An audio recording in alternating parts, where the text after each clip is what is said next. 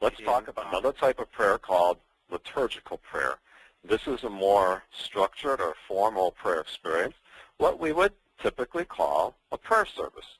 Now on your screen, you're looking at an example of a prayer service. This is from the Finding God program, and you can see it follows a structure. There's a leader, and there's a reader, and then there's different parts for group 1, group 2, etc. The important thing to do with leading liturgical prayer is make sure that you assign all the parts ahead of time, assign the roles ahead of time, who's the leader, who are the different readers, make sure the rest of the group knows if they are group 1 or group 2 or side A or side B. Give all the instructions ahead of time, and so that you don't have to stop in a prayer service and explain, okay, now here's what we're doing. Now sometimes you may be asked to put together your own prayer service, and that might seem like an overwhelming challenge. But you don't have to reinvent the wheel. The church provides us with a great deal of help here. First of all, we can look to the Mass. The Mass is a liturgical prayer, and so it offers us a structure, liturgy of the Word and a liturgy of the Eucharist, and we can learn from that structure. Another place we can turn to is from the liturgy of the hours. We can follow that structure or get some pointers from it. If you don't know what the liturgy of the hours are, you can take a look at a website called universalis.com. And that's a good opportunity to see what the liturgy of the hours is. So that's universalis.com. Another good resource is a book called Children's Daily Prayer from Liturgy Training Publications, which takes the liturgy of the hours and puts it in a format for children to use.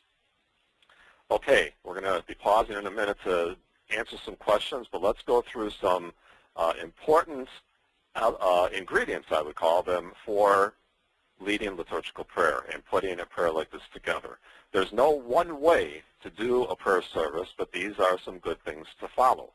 First of all, an opening song. Music is very important in our Catholic tradition, and song, whether you're singing or playing a CD of a recording and just listening to it, is a good way to start. As Catholics, we begin all things with the sign of the cross, and I've been to many prayer services where we simply forget to do that, and we really shouldn't. The sign of the cross is a profound way of beginning our prayers. It makes sense to greet and invite people to pray. I call that liturgical hospitality. Invite people, welcome them to the prayer, and explain the purpose of this prayer. You may include some psalms, perhaps, and this is something that we learn from the Liturgy of the Hours, where you can take the various verses and alternate them from side 1, side 2, group A, group B. Next is Scripture, and this is another non-negotiable. I personally do not believe you can have a prayer service without a Scripture reading, because in prayer we are listening to God, and God speaks to us through Scripture. So be sure that you include a Scripture reading in your prayer service, and take a look at the Scripture reading for the day, or from the previous Sunday, or the upcoming Sunday. Another thing you may want to include in liturgical prayer are some sort of ritual gesture. You can have a procession or an exchange of a sign of peace, a lighting of candles, a placing of sacred objects on a table, a blessing with holy water. There's any one of a number of things that you can do to bring in something that goes beyond words. Include shared prayers, so responses and prayers that are either spontaneous or perhaps traditional prayers that the people who are praying can join their voices with. And then drawing our prayer to a close, again, it's appropriate to close with a prayer, a closing prayer and a blessing, asking God to bless us, and ending once again in song, whether we sing that or listen to a song.